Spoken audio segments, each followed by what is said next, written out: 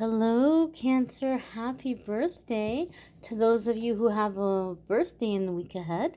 This is going to be a weekly forecast for July 11th through the 17th. Now, you may happen to stumble upon this video sometime after that, and that's okay. You're going to find the video whenever you're meant to find it and whenever you're meant to hear the messages. Keep in mind, this is a general reading for the collective. Therefore, not every single message is going to resonate, and that's okay. Take what does, leave what doesn't. So without further ado, my dears and my darlings, let's see what's coming up here for the Cancer collective. Move you all just a little bit closer. And the first card coming up here for you all, my dears, is Judgment. And this is a major arcana card. So now, when the major arcana card comes up, or major arcana cards in general, when they come up, it's a really significant time in our life. It's a new chapter. It's a defining moment. The things that we're experiencing and the things that we're going through are directly connected to what we came here to learn, accomplish, master. So there could be crossroads that we find ourselves at, or we may be on the verge of making really big decisions. Judgment card in itself is a card about decisions. And sometimes it can come up when we feel like we're being pulled in a certain direction, or we're wanting to answer some kind of a calling. Now, Spirit is showing me a time. I'm not a Cancer, but Spirit is showing me a time in my life where I was working a job right when I started waking up spiritually, right? I was very much asleep and I started to wake up, and it really bothered my conscience, the work that I was doing. Like, I felt like I was a big part of what's wrong in the world. I was working in corporate law at the time, and it became really, really hard to be able to put my head on my pillow at night, and sleep, and just sleep, being okay with the problem I felt like I was a part of in the world. So I ended up leaving that job. I couldn't do it with a clear conscience. Some of you may be feeling this way about a certain position you may have at this time. Whether it's in your work, maybe you feel like, oh, this work is shady, I don't like doing this. Or if you've found yourself really busy within an organization, and now you're like seeing, oh, this organization is kind of hypocritical, or they're not practicing what they're preaching, or a lot of this is like fake, and maybe you hold a high position in this organization. So I feel some of you may be kind of like wondering, I don't want to say wondering, but maybe kind of struggling with that feeling of like, this doesn't feel right, or I feel icky about this. I just feel some of you feel gross about something. Okay, if that resonates with you, and maybe for some of you it's a relationship. Maybe you're looking around and you're like, I don't belong amongst these people. Like, I'm hearing them talk, the things that they're doing. Some of you may be around people who have a tendency to make fun of other people and like laugh at them behind their back. They might say very mean things. They may be very fake to somebody's face, and just being very hurtful, right? Or they just might maybe kind of like lie, and you're seeing this and you're like, you know what, this isn't me. I don't know why I'm around these people, but it doesn't feel right to me. It feels gross, it feels icky. You might be thinking this to yourself. I saw a meme the other day. I don't know if Tupac actually said this. I don't know all of Tupac's quotes, but Tupac was on the meme, and it said, don't sit at a table where they're talking about other people, because the moment you get up and leave, you're the next topic, right? So some of you might be in this kind of a situation. You're like, there's no loyalty here, right? There's no loyalty to me. There's no loyalty to other people. And so some of you maybe are wanting to get into something higher vibrational or something more meaningful. I do feel some of you Cancers are at this crossroads where you are feeling like you want to answer a calling. You're feeling pulled in a particular direction and you're getting made fun of for it. What is that direction? It's going to be different for different ones of you. Maybe some of you are on a more spiritual path, or maybe some of you are wanting to do more volunteering, or some of you are wanting to do something more creative or make some kind of a career change. And I feel some of you are getting flat out made fun of for this, like ridiculed for this, or certain changes you're wanting to make in your life. But Cancer, don't be embarrassed, don't be ashamed, right? And you guys know sometimes Spirit will bring up biblical accounts or scriptures in my mind because it was drilled in my head from when I was so young. I know it can be like a weird oxymoron, a contradiction for a tarot reader to bring up the Bible, but it's so ingrained in me. I can't help it. Sometimes it just comes up. And I'm remembering, or Spirit is reminding me, that when Noah was building the ark, all the people were making fun of him. They were making fun of him the whole time, right? And he was saying, hey, there's going to be a flood. You all want to get on this ark. You want to, be a part of this. And they just made fun of him the whole time. And then what happened, right? So some of you may be in the situation where you feel it's time to build some kind of an ark for yourself. Like you might be like, I'm kind of looking at the way things are going, and I really feel like I'm being guided to, and these could be financial changes, physical changes, geographical changes, economical changes, budgeting, preparing for emergencies or natural disasters or whatever it might be. And some of you have people that are making fun of you for this, but you're being led, you're being called to make certain changes or make certain preparations. And there are always going to be people who want to make fun and who want to laugh. But at the end of the day, just pray about it, meditate about it, and ask for your angels to guide you through that process. And just because they're making fun of you and laughing at you, it doesn't mean you're wrong. The next card that's coming up for you all is the Ten of Swords. And the Ten of Swords is a very powerful energy. It's a very powerful card, okay? It can indicate the ending of karmic cycles, karmic situations, relationships, patterns, right? It can also be the end of things that we've been reliant upon or had unhealthy attachments to. This could be the use of different substances, such as drinking, I'm going to say adult beverages, because unfortunately I found out recently that if I say the word that starts with A and ends with L, videos won't get distributed. So I have to be cautious which words I use because I want people to see the videos. This could be consumption of adult beverages. This could be chemical substances. This could be being a shopaholic, gambling, throwing yourself into your work, being a workaholic, physical intimacy, food. It can be any kind of way that we've just kind of been using as a crutch to numb our pain or to get through difficulty. And so the Ten of Swords would come in to say, now you're entering into sobriety, like good, solid sobriety.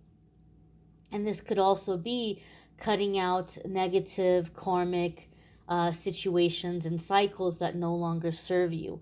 A lot of the times the Ten of Swords will come up for me in my readings where you're walking away from a situation and it's bittersweet, because once upon a time it was the answer to your prayers, right?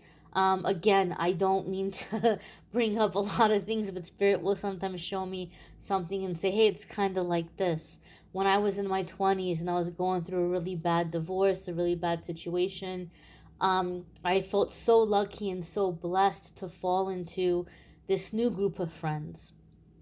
And then I realized over time, these aren't friends, these are drinking buddies. Because that's all that we were doing. We were just drinking, and it was just, good time Charlie and misery loves company and nothing in between. And then I realized these are not relationships or friendships that are helping me to grow or that are helping me to heal. It was just a place to, if nothing else, just numb myself. Now, once upon a time, maybe you needed this. Maybe you needed to numb yourself, or you needed this crutch, or you needed um, this situation. But now that you've grown and now that you've outgrown it, you might feel a little conflicted. On one hand, you feel bad to leave because there may be some good memories, there may be good things that it brought you.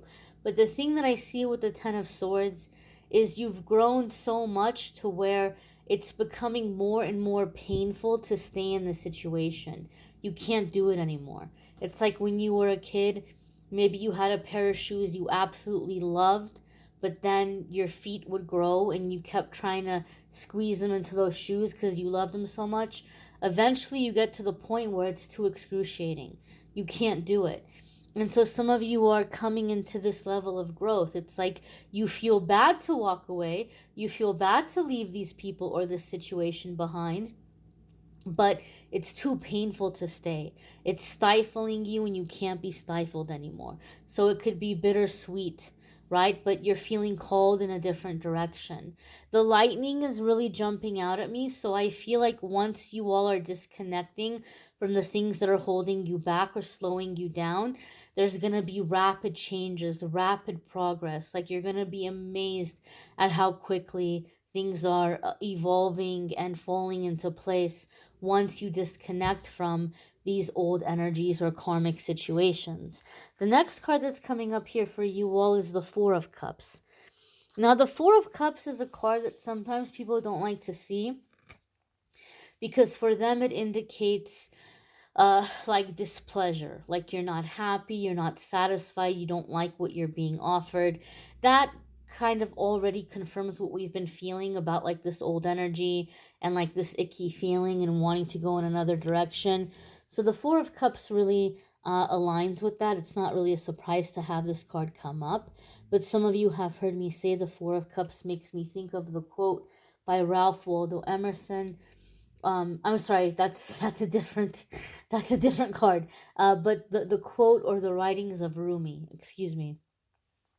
Rumi wrote about divine discontentment, and that's what makes me think of the Four of Cups. Rumi wrote about divine discontentment, and divine discontentment is that moment when you look around and you see how happy other people are. You see everything they have in their life and all of their blessings. And you're like, wait a minute now. I'm a child of God. I'm a child of the universe. These people aren't any better than me. They're not any more deserving than I am. And I'm seeing all of these people have these blessings. I deserve blessings too. What about me? Where are my blessings? And so it's this moment that we come into this healthy sense of entitlement. We realize I'm a child of God, I'm a child of the universe. I deserve to receive, I deserve to be blessed. You're not looking at other people with hatred. You're not looking at other people with jealousy or envy. You're not looking at them like, oh, I don't want you to have that. You're like, good for you. I'm happy that you have it. But hey, hello, what about me over here? Right? So that's like you start to raise the bar. You start to raise the bar that I deserve more than this. I deserve to receive. So, Four of Cups for me comes up sometimes in readings when you're raising the bar. Like you're telling the universe, I deserve more than what I currently have. And so, as I said, it can be coming into like a healthy sense of entitlement with this Four of Cups and like raising your manifestations, raising the caliber of what you're calling in for yourself. Now, the next card coming in for you all is the Death card, another major arcana card. And this is a card that scares a lot of people. I'm telling you, it's not scary, and it's not just coming from me as a Scorpio. You might say, "Oh, you're biased. You're saying it's not scary because you're a Scorpio and it's your card." Well, I'm telling you, it's not scary, and I'm gonna break this down here for you. First and foremost, for some of you, you could be dealing with a Scorpio. There could be a Scorpio that's helping you through this transition or through this change. If you have a Scorpio placement, there could be a big change or big shift happening for you in those areas of your life or in those houses. But as in general, the energy of this card is the phoenix rising from the ashes. The Scorpio is the phoenix of the zodiac. And so it's one thing is ending, and then there's a new beginning coming in, right? Something is ending and it's giving way to a new beginning, a new way of life, a new endeavor, a new direction. And the reason why it's not scary when we talk about something ending and something new beginning, we could say that for the tower, right? We could say, oh, the tower is something ending and new beginning, but the tower can be scary because the tower will often come in with chaos. It'll it'll sometimes come in with chaos and destruction, and like we didn't see it coming, and it can really kind of throw us off and freak us out. With the death card, we already know something is coming to an end, right? It's lived out its natural cycle, it's lived out its natural path, and now is the time for it to process into something new, like to reincarnate or recycle or reinvent itself. It's time for that eternal energy to continue to flow and to evolve, right?